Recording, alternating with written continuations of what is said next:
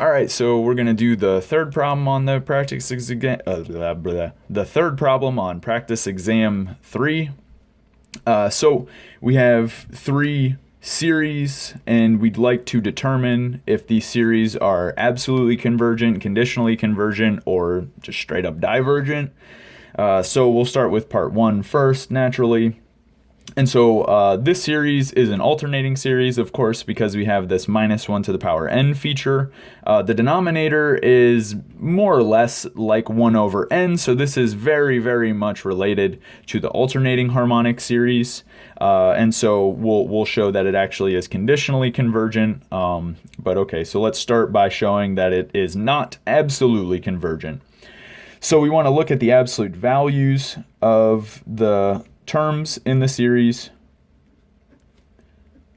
So when I take the absolute value, whether or not this numerator was positive or negative 1, when I take the absolute value, it just becomes 1.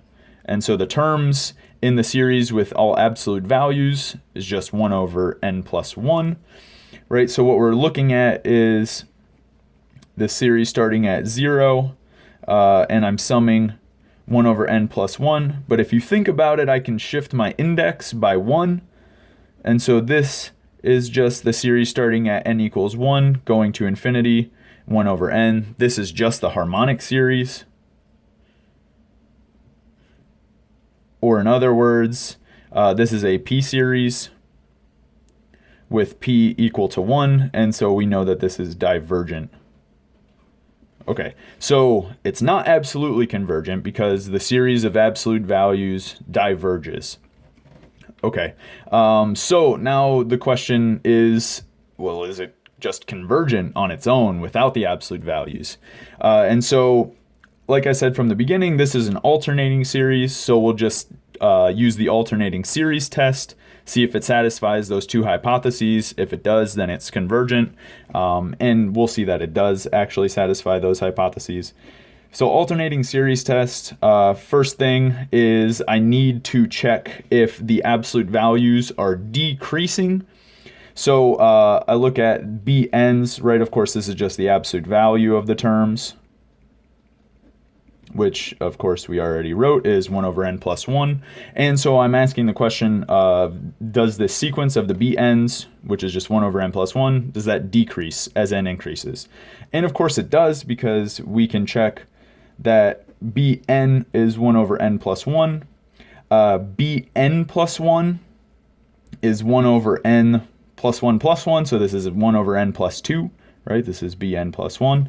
And clearly, bn plus 1 is smaller than bn, so we do have decreasing. And this is true for all values of n.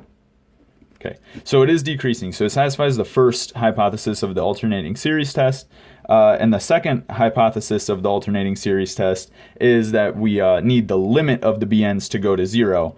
And so we'll just investigate the limit of these bn's.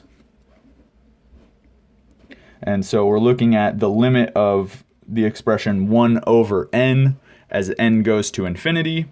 But of course, the numerator stays fixed, n's going to infinity in the denominator. This goes to 0. And so we satisfied both hypotheses of the alternating series test, right? And so that tells us that this alternating series is convergent. And so since the series itself is convergent, but the series of absolute values is divergent, right? We have conditional convergence. So our series minus 1 to the power n over n plus 1 from n equals 0 to infinity, this is conditionally convergent.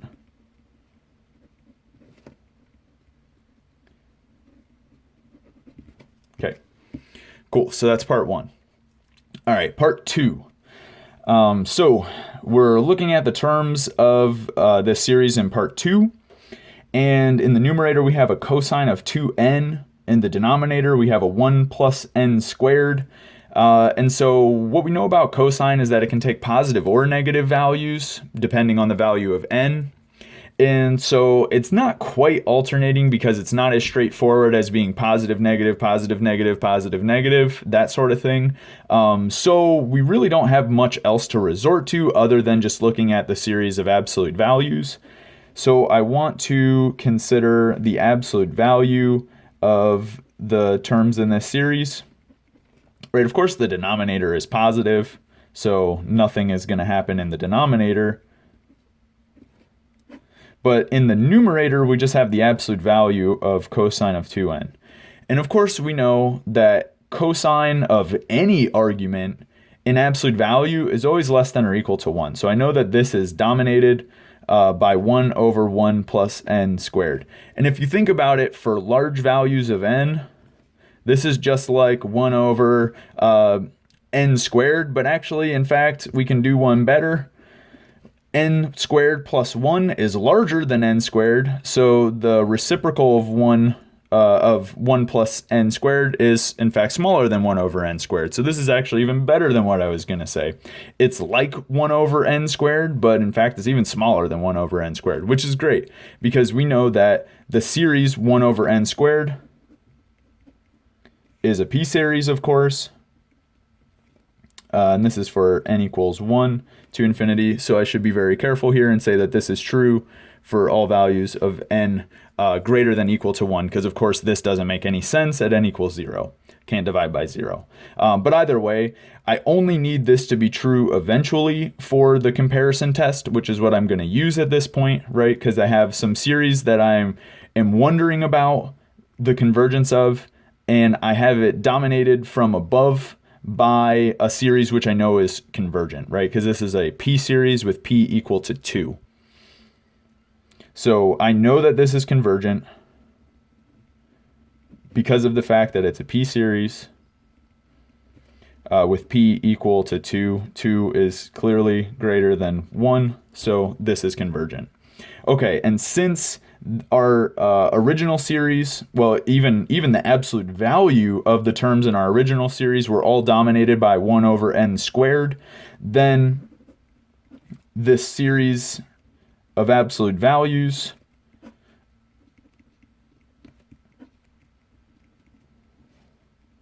will be dominated by this convergent p-series. And then the only other thing is I need to include that value where for n equals 0. And of course, cosine at 0 is equal to 1. 1 plus n squared when n is 0 is just 1. So I have 1 over 1. This is just going to be less than or equal to 1 from that 0th term. And then the rest of the terms were dominated by this p-series with p equal to 2. And so, in fact, we can even get an upper bound for this. But what we just showed is that the series of absolute values, the sum of it is finite, right? So this thing is convergent.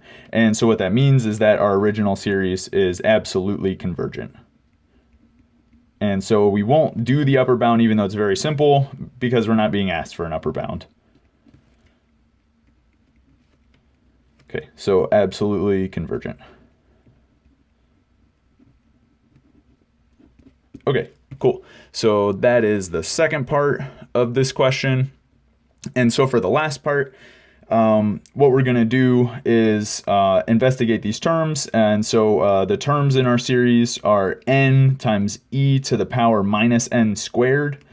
And so that doesn't relate very nicely to any series that I can think of. Maybe you can think of a nice one that it relates to. But either way, what I'm going to use is the fact that all of these terms are positive, right? All these terms are positive. And if I think about this function, f of x equals x e to the minus x squared, what I can tell is that this function will generate the terms of this series, right? Because if I plug the value n in, I get n times e to the minus n squared. And so clearly giving me each one of the terms in my series. And so convergence of this series, as long as this function f satisfies being positive, which it certainly is, being continuous, which it certainly is, and decreasing, we'll have to check decreasing. As long as our function satisfies those properties, then we can use the integral test. And so we need to check the derivative of this function. And so it's a product, so I'll differentiate the x, so I get e to the minus x squared.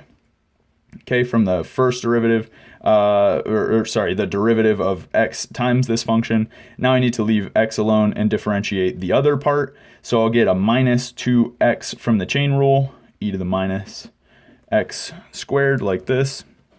And so what this turns out to be is e to the power minus x squared is in common with both of them. And then I have a 1 minus 2 x squared. And so as long as this term is negative, this term is always positive. So if this term is negative, then my derivative will be negative and my function will be decreasing. And so, I mean, we can figure out the exact value for which this becomes decreasing, and essentially it's just going to be at 1 over square root of 2. Okay, I don't really care so much because just saying for x greater than equal to 1 is good enough. And so what I can do now is just look at, so this is where it's decreasing. And so now using the integral test, because my function satisfies all the properties it needs to, right, what I'll do is just investigate the convergence of this integral.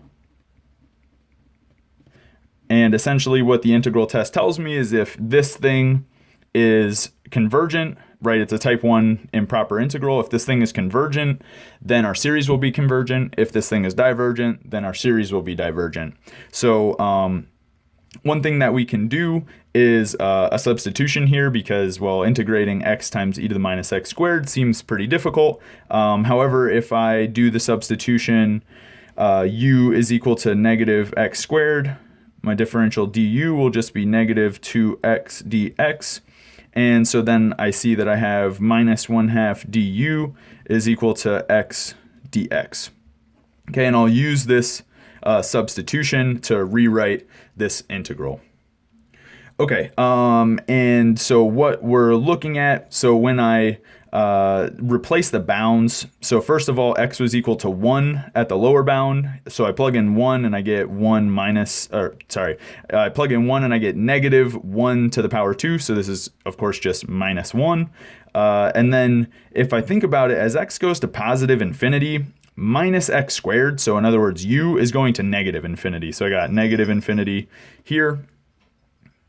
Okay, and so this is going to look like e to the, well, I got a minus 1/2 out front. That's not going to affect convergence or divergence. And then I have e to the power u du, right? So we've done our substitution, and now we just need to see if this thing is convergent or not. And of course, we know the antiderivative of e to the u is just e to the u. So this is equal to negative 1/2 e to the u, and now I need to investigate the limit as u goes to minus infinity, and then also look at the value as u goes to as u is equal to negative 1.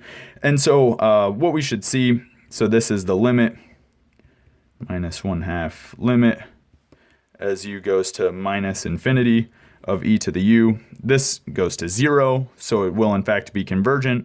And then we have a minus e to the minus 1, right? And so the value of this integral will be equal to 1/2 times e to the minus 1, or in other words, 1 over 2e.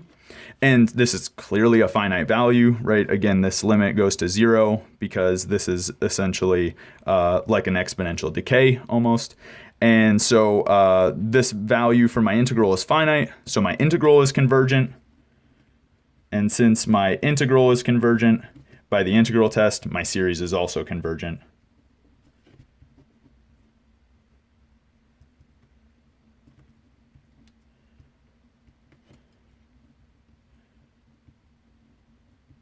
All right, and because all of the terms were positive, well, convergence is just the same thing as absolutely convergent, so it converges absolutely. Okay, cool, so that concludes the third problem from the practice exam, and so we'll move on to the fourth problem next.